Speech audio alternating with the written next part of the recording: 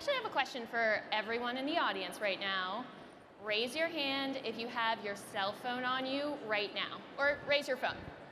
Yeah, right? Everyone. Don't worry, mine's snooze. And it makes sense because you're managing your inbound schedule, maybe you're slacking your team, but you're also probably, keeping connected with your family and friends because a lot of us travel to this conference. And with calling and text messaging and messaging apps, it's easier than ever to really stay connected to the people that you love. And with these new SMS technologies, that also includes the brands you love. So that's what we're going to talk about today. My name is Jorie Monroe, and I am an inbound professor with HubSpot Academy. And I am joined today with my esteemed, very smart, messaging savvy colleague. Yes, hi everyone. My name is Adriti. I am also an inbound professor on the Academy team. I work on all things customer service and more recently, messaging. So I'm in the right spot. And we work here. I think we were talking recently, and collectively, between the two of us, we have 15 years of inbound marketing experience between us, which feels kind of surreal to say out loud, if I'm being fully honest. But when I tell you that the dream team is on the stage today, I actually really mean it. But you might be thinking, okay, so we've got inbound professors, whatever that means. What is HubSpot Academy, and why am I listening to these two on the stage right now? We're the worldwide leaders in free online education for all things inbound marketing, sales, and customer service. Our goal here is just to help you grow your careers and your business.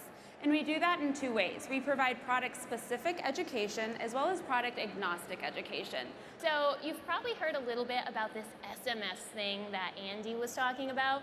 And if you're curious about getting started, then you've come to the right place. Because essentially this entire presentation is going to be structured around the exact steps you'll need to take tactically to get started in HubSpot. So we're going to talk about what it actually means to register your business to have an SMS number.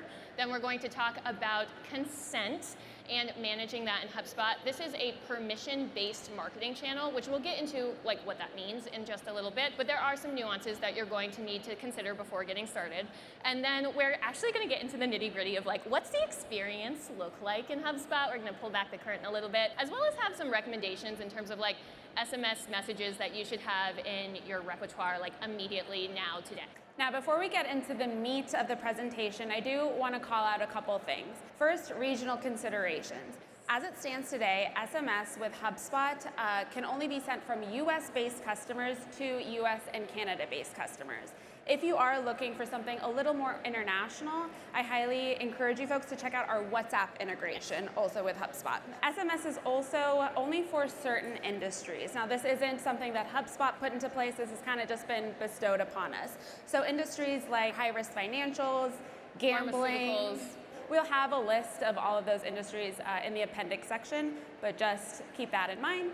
And then finally, SMS is a paid add-on with your Marketing Hub Pro or Enterprise accounts. You see, when I asked you to pull out your phones, there was a point to that. Because when you message your customers with SMS, you have a direct line of communication to your customers, no matter where they are in the world, and if they have access to Wi-Fi. So it's an incredibly direct communication channel with your customers. It's also really timely. 97% of text messages are opened within the first 15 minutes of communication. So all of those really time-sensitive offers, product announcements, discount codes, they're going to get to your customers and get in front of them really fast. Makes it pretty timely. It's also highly personalized. Transparently, because of the consent, it's very rare that you're going to be text messaging a complete stranger. So when you are curating these SMS campaigns, you have this opportunity to get really personalized and really think about the demographics and preferences of the people that you're messaging to make sure that you're really delivering the right message at the right time. And finally, engaging. How engaging? 98% average open rate engaging. Now, there is a bit of some chatter in the community of is it truly 98%? So I looked at a research firm and they were like, oh no, it's definitely 80%. And then I looked at a marketing firm and they were like, for sure, 98%. But even if you split that difference, that's a lot more than, the 20-ish% that we see on email, depending on your industry. So it's a highly engaging channel. Now let's look at it from the consumer's point of view. 90% of consumers want to use messaging to talk to a business. 82% of folks actually open an SMS with a marketing message, right? That's split difference, I'm telling you. Does anyone know what we strive for email marketing open rates? Shout at us. 24%. Yes, I love between that. 20 to 30. Do you see the difference? Yeah. 82%. Big difference. Come on. And then finally, 78% of consumers prefer to have a text conversation to phone or email. So businesses love it, consumers love it, but there's a problem. Only 48% of businesses have what they need in terms of the tools they need to get started today. So there's the interest on both sides, but it's really difficult to know where to start. Yeah, so today we're going to talk about the 3 steps that you need to take to get SMS started with HubSpot. The first is registering your business to send SMS messages, and I'm going to be pretty honest, this is the hardest part of the entire section. Most technical uplift. Yes. For sure. We'll then talk about collecting and managing consent. So let's just be honest, SMS marketing is a rather intrusive form of marketing, right? Sure. We want to make sure that we're doing it in an appropriate and an inbound manner. And then finally, the most exciting part, we're going to get into creating and sending those SMS messages via HubSpot. Okay, so let's talk about registering your business. Now, HubSpot is actually not the person in charge of approving your registration. It goes through a third party called Twilio. But HubSpot is here to make it as easy as possible for you folks to get approved. The first step is just filling out this form so Twilio knows what industry you're in. This can be found in your HubSpot CRM in the settings section, and it's a form that you filled out hundreds of times before. There's really nothing special to it. It'll take you just a couple minutes. It's gonna feel very familiar. Yes. Once you complete that registration form, you're actually going to provide SMS examples so Twilio knows why you're sending these messages. Now, to be transparent, the approval process can take a couple of weeks, and that's because Twilio is actually looking at these examples and ensuring that they are appropriate to send. We're here, we know a couple weeks is a long time, but we're here to try and speed up that process, try to make sure that you get approved that first time around. So here are some best practices to keep in mind. 1, keep your branding consistent. So you want to make sure that you're accurately representing the brand that'll communicate with the end user. Second, your sample message should reflect real messages. When you're registering, take some time to make sure that these are actual messages, not just something you're coming up with on the fly. I think this might be the most important one, is include opt-out language in at least one sample message. You want to assure the folks who are approving this that you're not spamming anyone, that they have the ability to opt out when they need to. Include your business name in at least one sample message, and you can of course add personalization tokens with HubSpot, and those templated fields should be indicated with brackets. And then once you've done that, the third step is to generate a new number. Now you can choose your area code, you can choose your phone number, you can do this right away. However, you're not going to be able to use the phone number until Twilio has approved your account. All right, so then let's talk about consent. So you've gone through the process, you've followed all of Adriti's best practices, and you've gotten approved.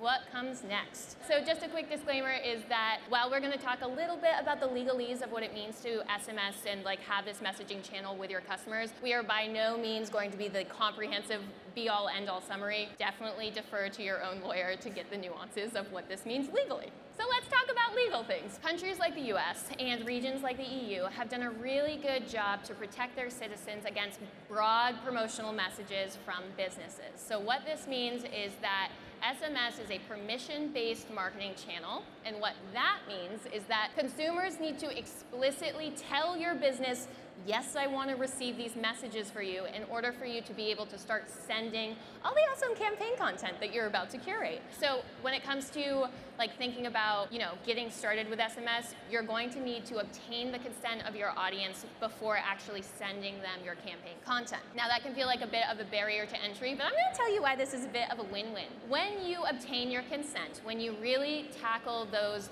hand raisers that are really excited to receive this messaging from you, you're doing a couple different things. First, you're protecting your sending reputation, right? Because much like in email, you can get reported for spam by your users. So this is going to prevent a lot of friction and irritated customers that are like, I don't know who you are down the road. But on the positive side, what this is really doing is building trust and loyalty with your users, because you're saying, hey, I respect your preferences and I'm not going to communicate with you in a way that you don't want. There's also, again, I know I keep harping on it, but the personalization that you can do is amazing. So you can really curate these highly targeted campaigns campaigns to high intent audiences. Right? These are the people that are like, absolutely, I want to get SMS from you.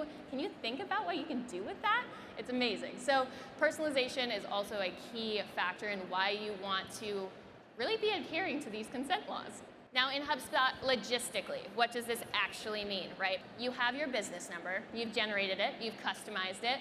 When a contact or a new user messages a set of keywords, which we'll see in a minute, to that business number, they're actually controlling their opt-in and opt-out status with your business. So that's going to be the primary way that you'll be able to get that explicit consent and manage it in HubSpot. Now there's another option, but I will say the caveat is you need to make sure that you have their express and verifiable consent, because this is going to operate similar to a contact property. So you can manually update it both on the contact record and in bulk, but you want to be careful here because again, you need to be able to prove that they said, yes, we absolutely want to receive your SMS messages. So what does this look like? What should you be including in your instructions for this channel? Well, to opt in, it's actually 3 simple ones. These can't be customized. They're industry standard. Your opt-in keywords are going to be start, unstop, and subscribe. And then because there's a lot of ways to say no, anytime a contact messages your business number with things like stop, unsubscribe, or quit,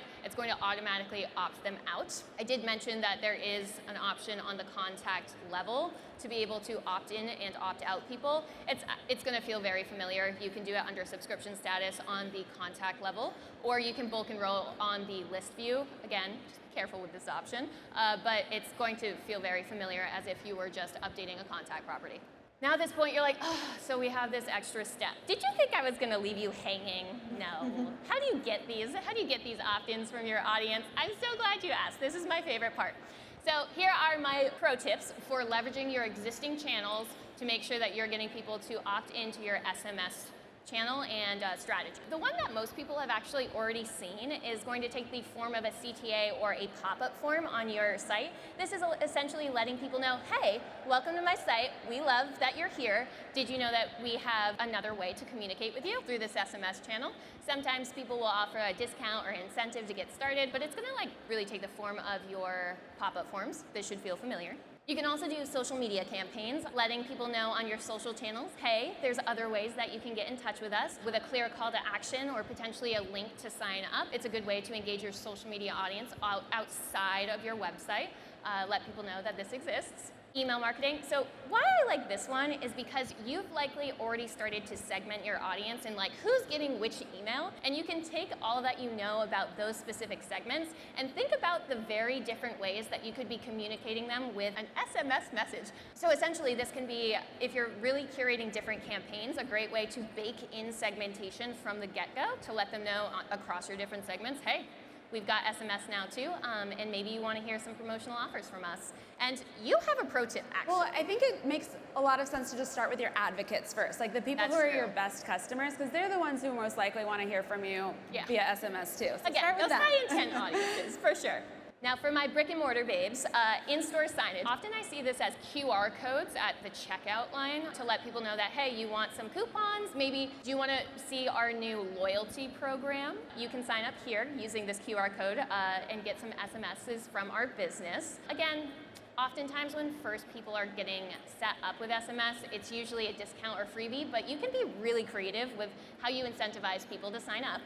And then for my sassy customers, you can also train your support reps. I know we are talking a lot about how to use this channel in terms of marketing, but SMS has a lot of use cases when it comes to your sales and customer services. So having your customer services aware of the ways in which you can reach out to customers using this channel and then trained on how to bring that up creatively and fun and in a helpful human way in conversations with them can really mean the difference in who's signing up for what types of campaigns. All right, so we're 2/3 of the way done. We've registered our business. Yeah. We've gotten the consent. Now we just got to create and send those messages. The easy part is here. I know, it's truly the easiest part of this whole thing. Honestly, yeah. So the first step is just to write it all out. And if you've ever just sent an email, this will feel very easy. The product team made it so easy to create this. So it's just a text block. You can add in links, you can add in emojis, but please not too many emojis. And of course, you can add in these personalization tokens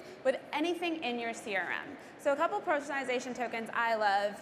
Obviously, first name, right? Every text I get, hello, Adriti. I've seen people use like birthday, so like a happy birthday, here's 20% off. And then if you want to get pretty into the weeds, you could also do things like in-app behavior. Last time they logged in, last website they saw, last knowledge base article, something like that to really make it as personal as possible. Now after this, you preview your message. Send that text message to yourself, send it to a friend. Make sure that you know what it looks like on your phone. There are so many times where people have drafted something on the computer, they get it on their phone, and they're like scrolling for days because they don't realize how long it is. Yeah. So make sure to preview your message, send it to yourself or a friend, and then you can either send or schedule your message. Now you can send it to a list that you've created in your CRM or just specific folks.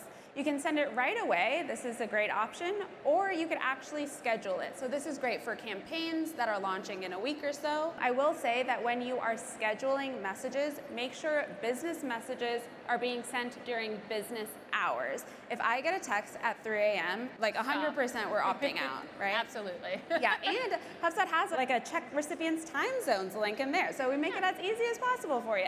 So after you send your campaign, the reporting situation is going to also feel very familiar if you have been using the HubSpot email tools. So we're going to see very familiar metrics like delivery rate or click-through rate. We've also got this nice little conversion funnel because you need to think about everything as a conversion path and just to see how many people are taking that next step and returning to your site or signing up for your channel. It's essentially going to be like the same kind of performance and optimization tab that you're already familiar with. But it also comes pre-baked with this comparison feature, which if you haven't already started to check it out in your HubSpot campaigns or forums, also highly recommend you do. But in this case, you can compare up to 10 different text messages against each other. So it's sort of like A/B testing, but more like multivariate testing, and see what branding, what tone, what message is really resonating with customers. Now this screenshot is a little cut off, but you'll see that at the top, there's that preview of the message that you sent. And then actually if you scroll down, you'll see a readout of all of the stats that we have on each of those messages. So you can really start to cross-compare like what's working and what's not. And in terms of moving reporting into that optimization step, definitely do not let this fly by, both for SMS, but again, for your other HubSpot tools as well. Sometimes people don't know that this exists, but this is already pre-baked in, and it can be really good as you start to think about optimizing this channel and making sure that you're doubling down on what's working. Now, we're not gonna leave you without examples of what every business should be doing right now. So first up, welcome messages. The first thing that you should do when someone opts into your SMS messaging system is send them a welcome message. And now that SMS is available with workflows, this is pretty easy to do. So the goal of this welcome message is to set expectations. What kind of content are they going to expect from you from these messages? How often messages will be sent? And I would say like no more than once a month, once every couple of weeks. You don't want to... You want to be strategic when you're sending your SMS campaigns for sure. And then, of course, how to unsubscribe. This is really important in that first message so they know they're not trapped in there, they know that you're doing it in a helpful manner. And special offers. Think about this as your way to get people aware that you're having a sale on your website that they might not know unless they've gone to your website. So I promise you, if you're like a skincare brand or you sell me coffee or flowers, I've probably signed up. I'm getting these special offers all the time. But essentially, these are meant to create this sense of like exclusivity, insider knowledge that people otherwise wouldn't have if they hadn't subscribed to your channel. And we've talked a lot about B2C examples, but text messaging is also really great for B2B. One of my favorites is a re-engagement. So let's say you've noticed that folks aren't in the app as much, or maybe they're hung up on certain knowledge base articles. You can use it as a support form too. Do you need any help about this? Let's talk, something like that. You could also put in links in these text messages. So you can even treat it as an abandoned cart message. Hey, left something in this cart, click here. Yeah, and we were talking about this a little earlier. This is really interesting when you think about like product usage and like getting people back into your product. I think that's a really good use case. Just get them back in your software. Right. They'll love it. If you're interested in learning more about this tool technically, this is going to take you to the listing page that tells you all the nuances that you need to know to get started in HubSpot today. But enjoy the rest of Inbound. Thanks so much. Thanks, team.